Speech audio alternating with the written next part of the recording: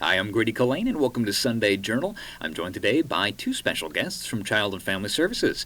Do you mind just introducing yourselves for our listeners, starting with you, Nora? Hi, Grady. My name is Nora Kent, and I'm the Program Director for Therapeutic Mentoring Services at Child and Family Services of Cape Cod. All right, awesome. Thank you so much for joining us. And Nicole, yourself as well? I am Nicole Kominsky. I am the Program Director for In-Home Therapy for Child and Family Services here on Cape Cod as well. All right, awesome. Thank you both for joining me for this conversation. It's a pleasure to have you both in studio today.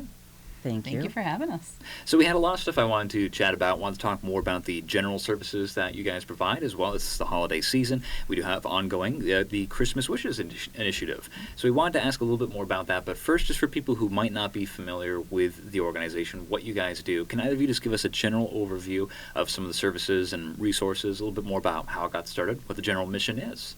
Okay, I can jump in there.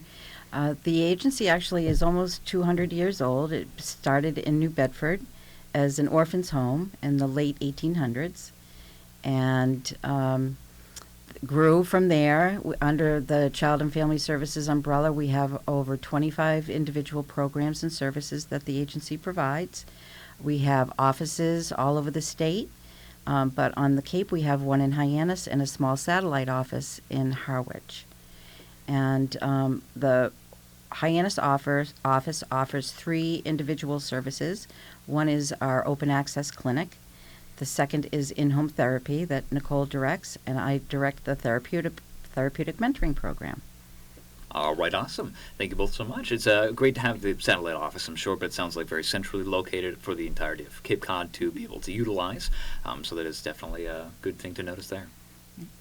So I want to talk to you more as well about specifically Christmas Wishes. Do you mind just talking a little bit more about what that program is for people who might be unaware, as well as how people can get involved with helping out their local community, families in need? Okay. Well, Christmas Wishes started quite a few years ago. We've partnered with Cape Cod Broadcast Media and Mid-Cape Home Centers for quite a few years. I think might be year 8 this year. And we work with you. We bring the families to you. We send little stories about the families that we work with and a little bit about their situation, the troubles they may be going through. It's all confidential, so you don't receive any names or anything like that, but mostly information about the family and maybe what they're working on in their mental health journey. And then you people kindly put it on your website and out into the air, and then the community adopts families, as it were, and provide gifts at the holidays for these families. Mm-hmm.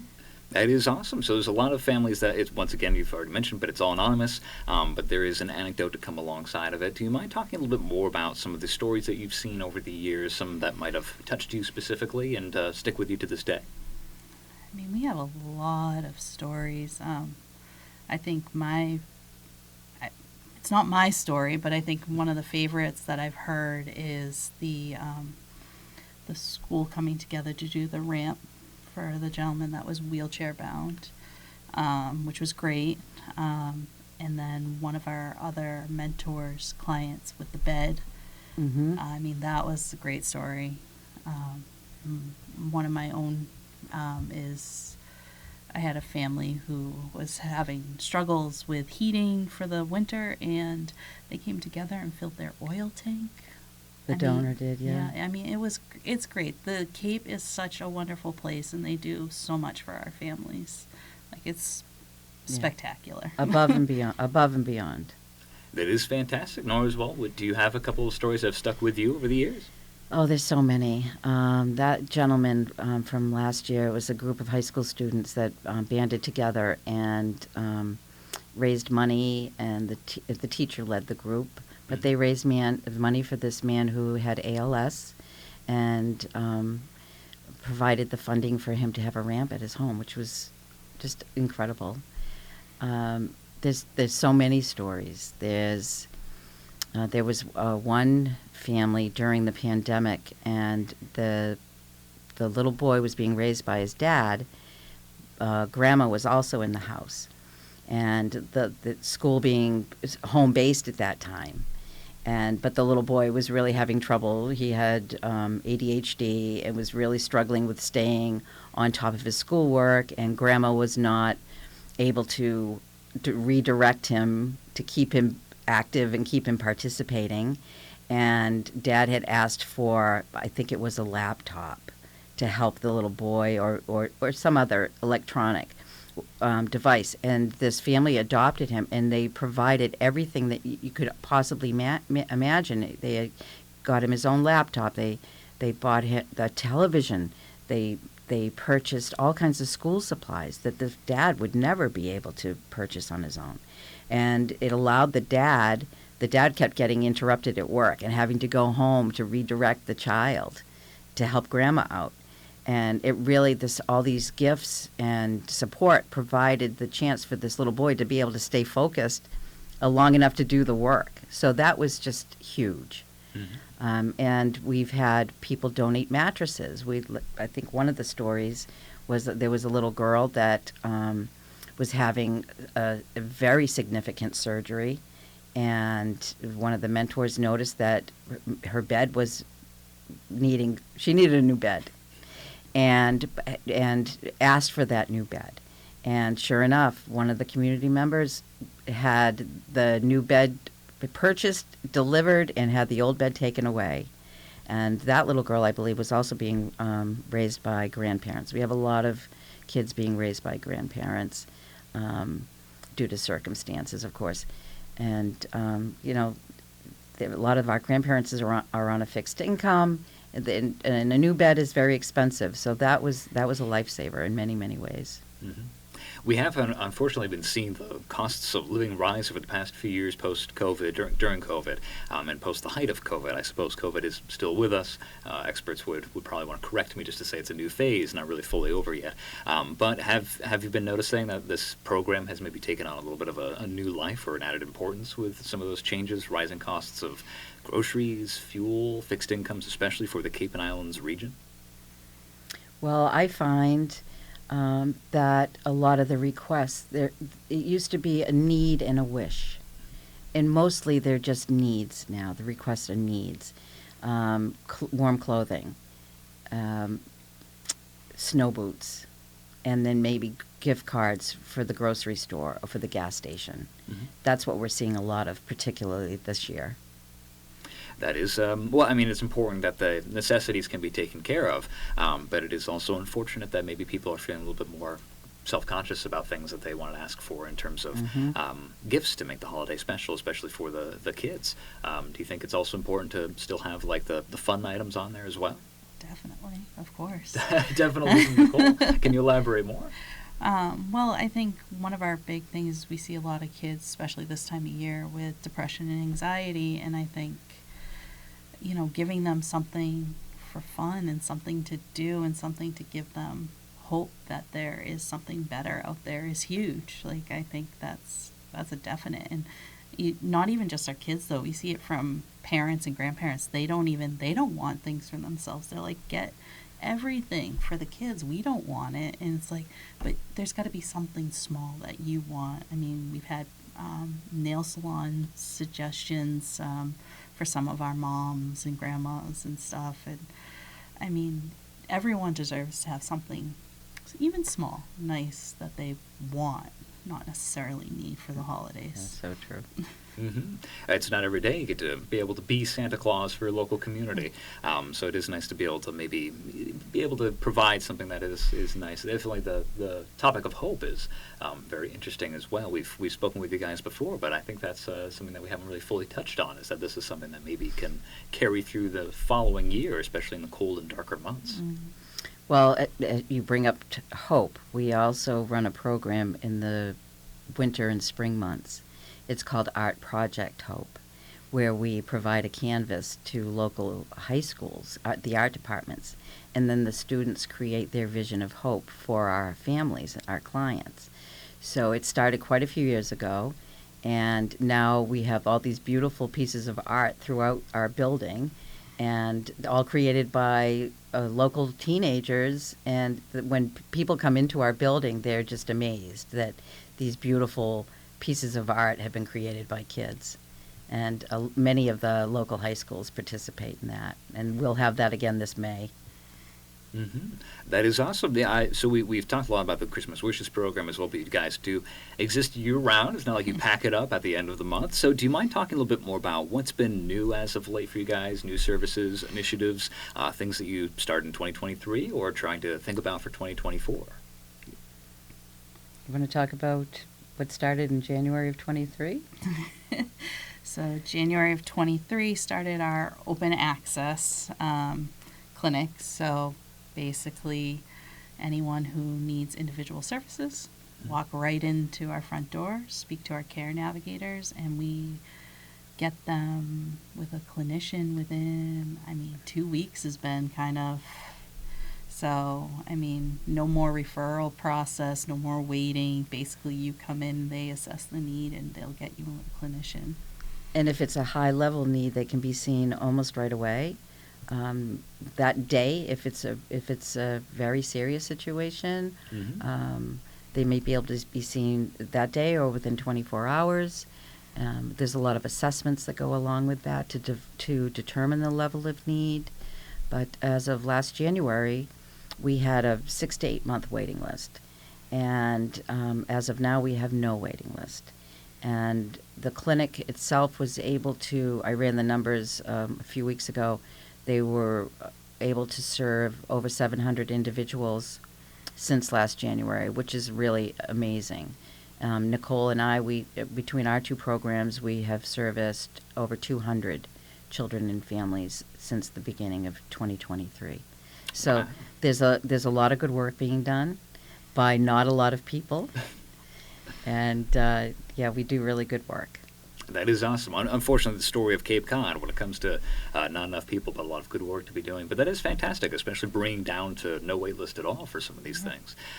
Is there anything else that that you mentioned in terms of new programs or initiatives? Nicole, actually, I believe you yourself are a relatively new addition in terms of your leadership role. Can you explain your experience and the many hats that you wear? We spoke a little off microphone before. It turns out Nicole is trying to ride quite a few different cars at the same time. I'm trying.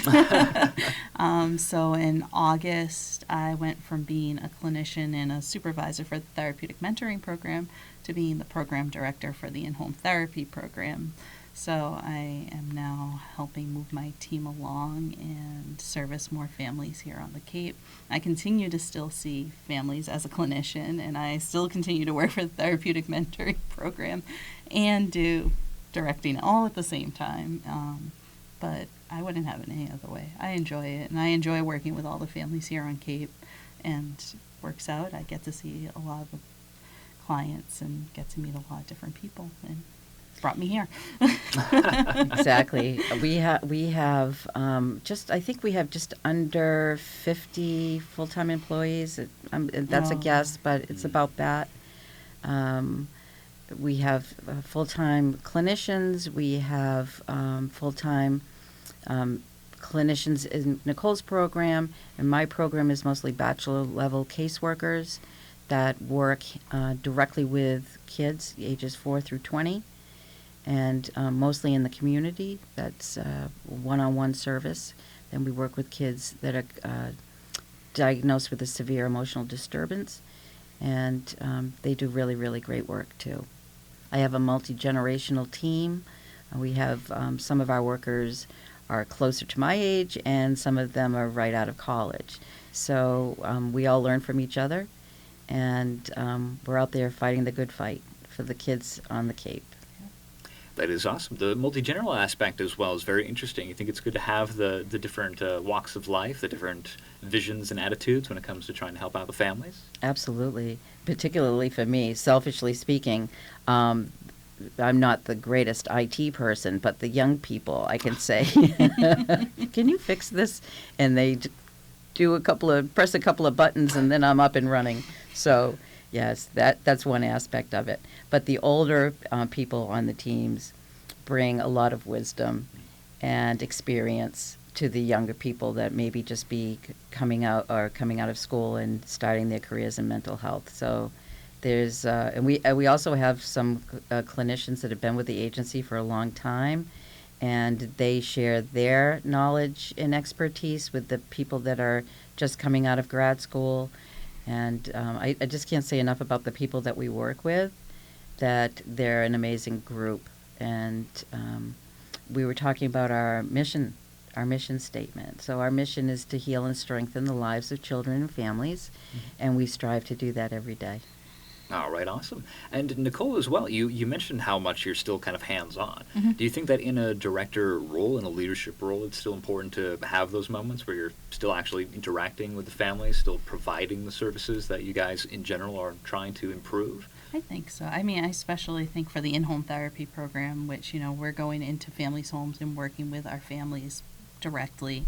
I do think it's important to still get out there and see what my team has to deal with and what they're working with and the types of people that we are working with, as opposed to just talking to them on the phone when they call and make a referral. So, and I still really enjoy being a clinician. I really do enjoy being a clinician.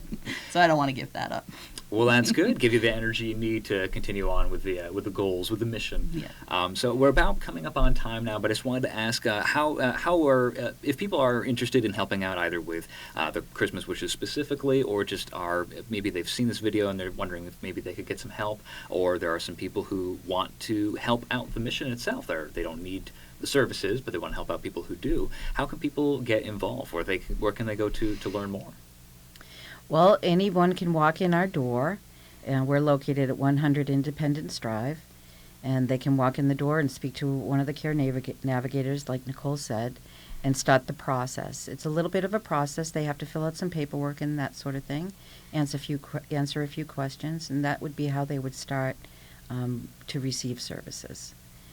And as far as helping us out during this time of year, so during this time of year, obviously you can go to capecod.com and can look at the families and Christmas wishes. They can also go to our website, which is child-familyservices.org, to receive any information about our whole entire company, basically, agency as a whole, and specifically to the Hyannis office.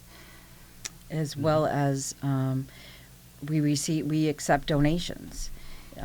If sometimes all of the families are already adopted, but people would still like to help in some way, we accept any kind of donation that would help us to work with the kids, whether it's art supplies or puzzles or any kind of thing like that we could use during a session. But we also accept gift cards to local grocery stores or to local stores at the mall that might help with other needs that families might have. That is great to hear. As well, for those who are listening in, we will have the link to the website as well on capecod.com in the description for this segment of Sunday Journal.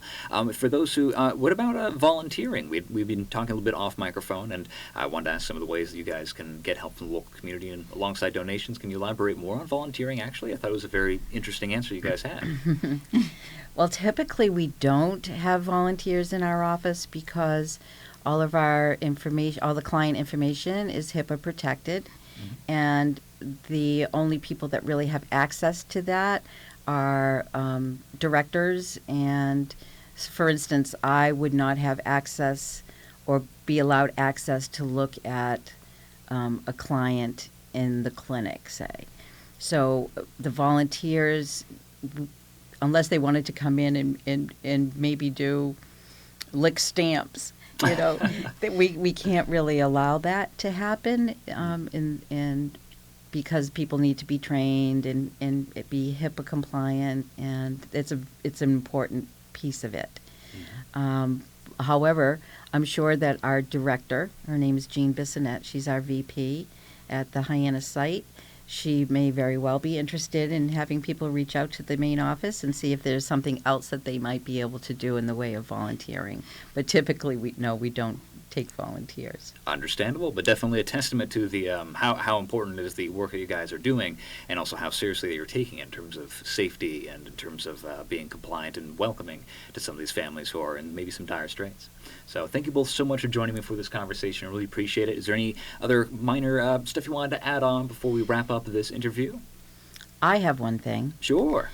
Not only have you at the radio station, Cape Cod Broadcast Media, helped us, but Mid-Cape Home Centers is rather an unsung hero in all of this. So I'd like to give a shout out to them because they have been with us right along as part of the Christmas Wishes programs as well. All right, awesome. Nora and Nicole, thank you so much for joining me for this conversation. I really appreciate it. Thank Thank you, you. Grady. I'm Grady Kalane, and this has been Sunday Journal.